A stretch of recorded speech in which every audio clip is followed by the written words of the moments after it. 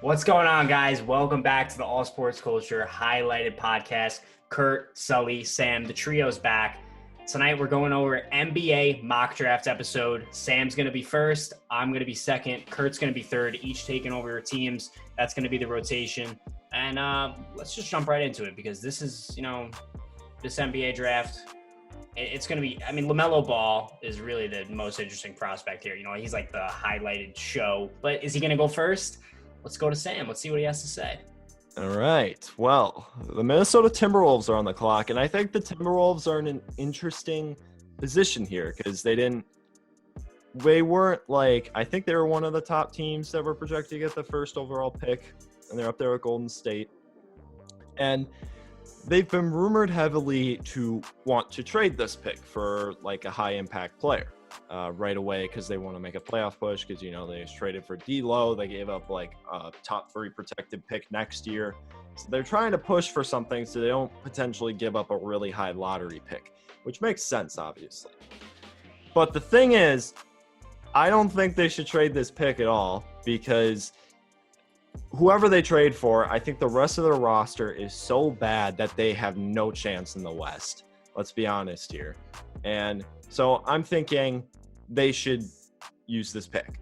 Now, this pick or this draft class doesn't really have a consensus number one. A lot of people have a different opinion on who's the best player in this class. And most people think that it's between 3 players.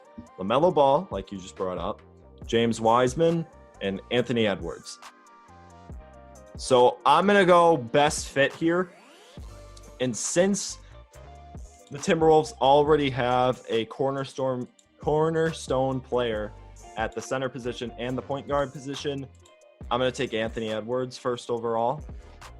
Reason being is, I'm not huge on Edwards, if I'm being honest with you, but I think he's the best fit for Minnesota because he can play that 2-guard spot next to D'Lo.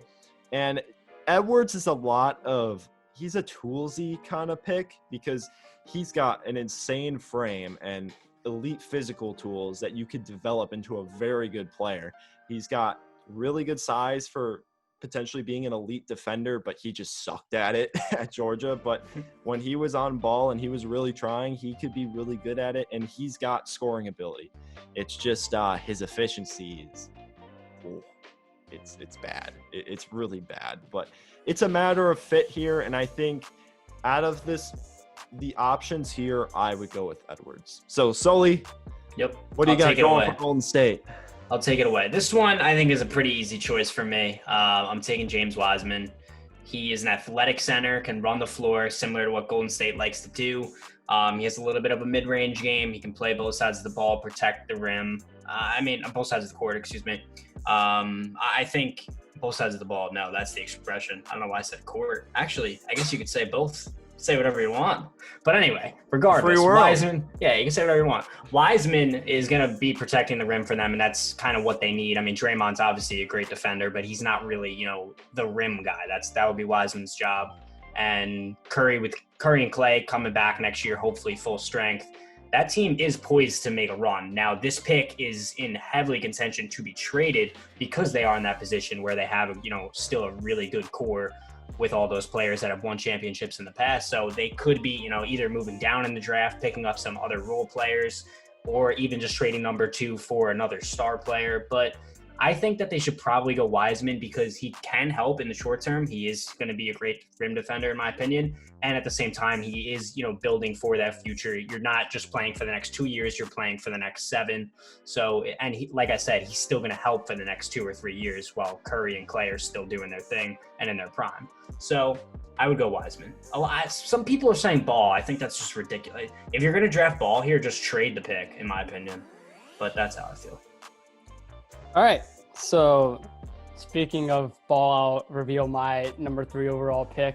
It's the Charlotte Hornets, and it is LaMelo Ball. And first off, I do want to say, as a resident in Charlotte, LaMelo Ball here would be pretty nuts for the city, and it would be a fun but crazy draft pick. So LaMelo Ball, I ultimately think, look, I looked at this draft, and I think anyone can kind of agree with me on this, is that there's no tier one player, like a clear-cut, really like amazing player. Like Yeah. the top three, we all agree are probably far, like not far and away, but like the best out of the bunch. And then it kind of drops off a little bit. But I still wouldn't say that these three are like particularly amazing. And what's cool about this draft is like in years past, we haven't, we've kind of known who's going to go one. And even though it's kind of heading in the direction of Edwards, you can't be like too shocked if it ends up being Ball on Wednesday night. But I'm going to go with Ball at number 3. I think that when you're looking at LaMelo Ball, obviously his vision and just being a 6'6" point guard is what stands out about him, and his ability to just read the court and pass. Court vision is obviously one of his strengths, but you're looking at his weakness, and it's just he gets a little, sloppy, a little bit lazy on the defensive side of the ball. So there's a little bit of issues here, but I think that he's, in my opinion, the best player in the draft, and I think that Charlotte would like him at number 3. All right, Chicago Bulls. This one Please. is pretty interesting. I really hope there's someone you take here. You see, I'm looking at the wing because the Bulls need help on the wing bad. I don't want to take another big. They got a big situation there, and then they got a big situation. Shut up, Sully. And then they just took Kobe White last year, and they obviously have Zach LaVine. No, he's going to the Mavericks. I'm telling you. Shut up, man. Shut up. So basically, I'm looking at the wing because Otto Porter was hurt literally all of last year, and he just opted into his player option, which is like $30 million. Thanks, Kurt, for signing him to that because that's screwing over so many people. Terrible. But yeah, he's not going to be their small forward of the future. And honestly, I'm looking at 2 players here. Actually, 3. I'm looking at Isaac Okoro, Denny Avdija, and Devin Vassell. I love Vassell, and I kind of want to go him. I'm not going to lie. But I'm going to go with the guy that's linked to the Bulls a lot, and that's Danny Avdija. Good pick. Yeah. Good pick. So he needs improvement in his shot a lot. I mean, all these guys need a ton of room for improvement.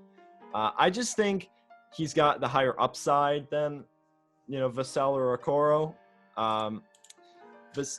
It's just kind of like a lot of these picks I feel like are going to be toolsy guys that you feel like you're going to groom so you can hit that ceiling for these people rather than let's take the guaranteed role player in the top 5. You know what I mean? It's just kind of like, I don't know. But yeah, he's like let me look up his stats really quick because they are. I just remember reading something where he shoots like 55% from the line, which is brutal. Not good. He shot. All right, I have his stats really quick. So in 2018-19, he shot 38% from the line, 47% from the field, and 31% from 3. And in 1920, he made some little improvements. He shot 50% from the field, 33% from 3, and 58% from the line. So he made an improvement from his free throw shooting. But I think he's a 6'9" small forward. I think he could fit well into that Bulls starting lineup. It's just a matter of, can you groom him into what you can project. I'm seeing Luka comps for this guy, and I'm like, no. Well, they just consider like top 5 It's a white European yeah. dude. Yeah, I mean, I think he could be kind of Gallinari-esque, I guess, but I don't know. But now my pick, Cleveland Cavaliers. I'm picking Obi. I mean, I saw this. Proclaimed the best college basketball player last year. Had a great year. Out of Dayton. He's very athletic. And I think Sam's going to like this. I'm going to use a little bit of his, I don't know what I would call it, but he said this in the past. So obviously he's a power forward, can play him at small forward a little bit, but he wants to be in, maybe that 4 spot. And they have Kevin Love, but Sam has said recently in a YouTube video that we just released, if you haven't seen it, go watch it. In one move that every NBA team should make this offseason, and the Cleveland Cavaliers should move on from Kevin Love. And picking Obi allows them to do that, not only because Obi can, take that spot and he can be that future four for them going forward.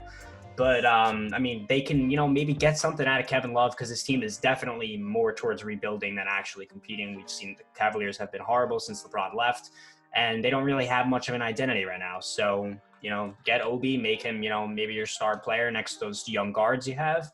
Ship Kevin Love, and I think you're in the right direction. So I want to reveal my pick, which is the Atlanta Hawks at number 6. And I have them selecting Tyrese Halliburton. Oh!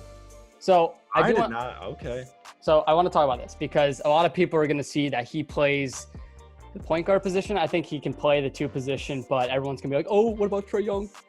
Listen, I think that you can have a situation where you're putting Trae and Halliburton. I don't even know if I'm saying that right. I think I am. I say Halliburton. Halliburton. So I think you can have an instance where you're putting both of them on the court at the same time. And what I love this kid's game. I think he has the best IQ in this whole draft. His ability to catch and shoot the ball is far better than anyone else in the draft.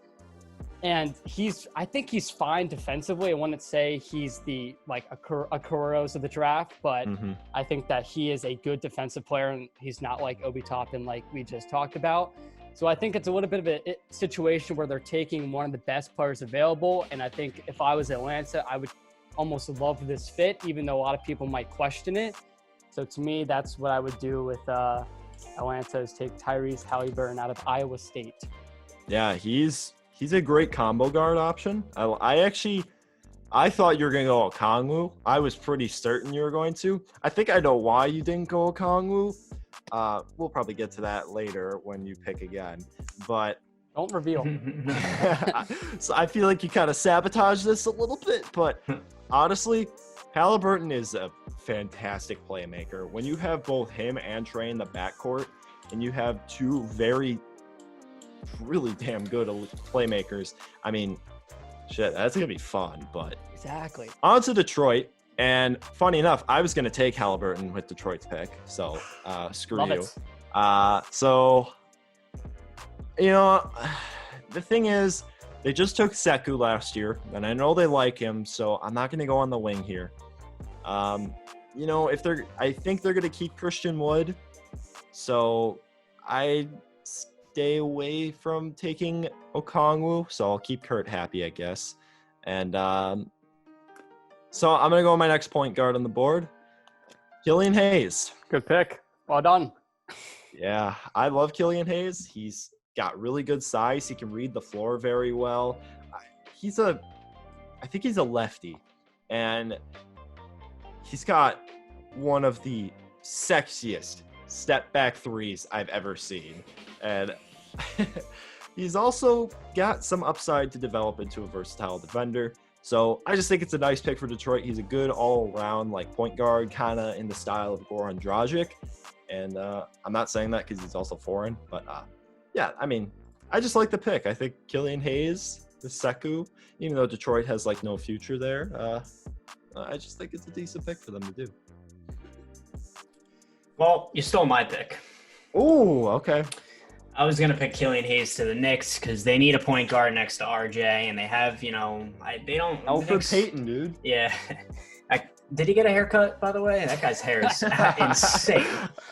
That's all I got to say about that guy. But, yeah, so the Knicks obviously don't have a ton of bright spots. I mean, they got RJ, who had a pretty solid rookie year. It was overshadowed by the other rookie performances, but it was a solid start. And they have Mitch, who is also a solid prospect. But other than that, I mean, they don't really have a ton of, Julius Randle is a decent player, but he's kind of just a huge contract. Now, you're not going to win a championship with Julius Randle on a contract like that. So, in my opinion, I was trying to look for a ball handler. So, right now, I mean, looking at my big board, I was going to go Killian Hayes. I was going to go Halliburton. That was my number one pick. So that was stolen there, then Hayes, and then I got Kira Lewis out of Alabama. And I'm gonna lie, I don't know a ton about this guy, but Patrick Williams is not a bad idea because I just said they have Julius Randle. Obviously, Patrick Williams is more of a 4 player, but Julius Randle is not really. I would love to trade Julius Randle if I were I'm kind of a Knicks fan, a little bit. as a Knicks fan, I don't really want Julius Randle on my team. He's just taking up a boatload of money, and he really doesn't do. I mean, like, he's a solid player, but he doesn't really do anything that as much as I want him to do. So if you can move Julius Randle, the Knicks should be rebuilding, and they should start over with RJ as, the helm, and maybe pick up Patrick Williams as the 4 next to Mitch. But I do want a ball handler for the team, so I'm going to go Kira Lewis. You want to know a little bit about Kira? I would love to know about him. Man is fast. All right, we like fast. This man in transition is so much fun. Like, he's De'Aaron Fox kind of fun in transition. Well, That's my boy. Yeah, I mean, Big De'Aaron Kira, fan. he's De'Aaron Fox without, like, the defense. I wouldn't say he's not nearly as good as him, but I'm as a prospect, obviously. But he's going to get a similar skill set, just not as refined, I guess you could say. He's very fast. He can develop a good shot, potentially. And, I mean, I don't hate the pick. I was thinking about him for the Suns, but that's not happening. So, All right. So, as if you couldn't tell, I had the 9th pick, and I'm going to take, I don't know how to say his first name, Onyeka Okongwu. How'd I do? there you go. That You did did well? decent. Hey, you got it. All right, thank you. So I'm a Wizards fan, and I'm ultimately hoping that this does happen on draft day. So thank you guys for allowing that to happen. We're going to hope that this occurs on Wednesday night. This guy is a absolute beast. His motor just seems to never want to run out, and he is just mentally, he is just a beast. But what he does from a rim protective standpoint is just incredible. Obviously, having the 7'1" wingspan and just being an absolute dominant force on the defensive side of the ball when it comes to rim protecting. But the one thing I will say about him is his, I guess, offensive ability, creating a shot could use some work, but you would kind of expect that from a big man. It doesn't, there's a little bit of concern there, but it's not like a huge concern, I would say. I love this guy. I think he's going to be great in the NBA, and obviously Washington is kind of missing that big man. So I think it's a good fit, and I'm hoping that pick happens with the 9th overall pick. We have an interesting team up next, the Phoenix Suns. Now, the Suns today, they traded for mine and Kurt's prediction from weeks before the rumor came out, Chris Paul. So they've acquired Chris Paul, and they traded away Ricky Rubio. It was Ricky Rubio, Kelly Oubre, Ty Jerome, someone else, and a 2022 first-round pick. So they managed to keep 10, which is huge for them because they can use it for whoever it may be. So they did end up trading away their backup, their starting point guard, but they replaced it with CP. But they also traded away their backup point guard and a wing that was heavily in their rotation.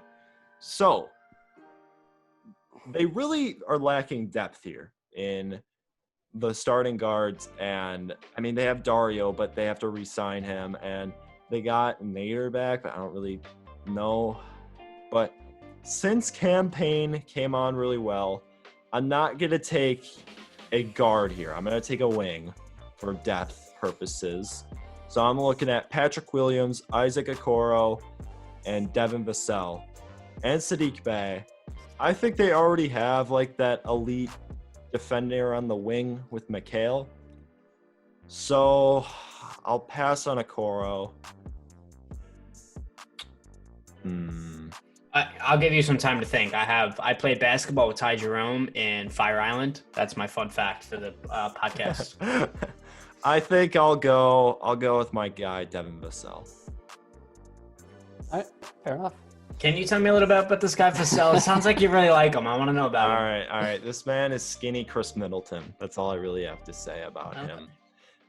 He's just the exact type of player any team would want. And he's a very efficient shooter. He give you a lot off the ball. And he's got a really nice offensive skill set to work with right off the jump. And I think he can make a really nice impact right away for a team like Phoenix, who's obviously trying to make a playoff push. And his defense it's so damn good. And I think you could utilize him in a variety of ways, especially with McHale there. And I don't know, I feel like Devin Booker and Chris Paul with a ton of shooting around them. And I think Vassell could give you enough offensively that could help out. If he needs to switch into the backcourt, he can. And if you want to put him in the wing rotation, you can do that as well. So I just think it'd be a nice pick for Phoenix, and he kind of fell down here for me, but it was just a matter of fit, you know. He sounds like a good guy. I'm rooting for him. Yeah, I mean, he might be a Knick. Never know. I've heard the Knicks really like him.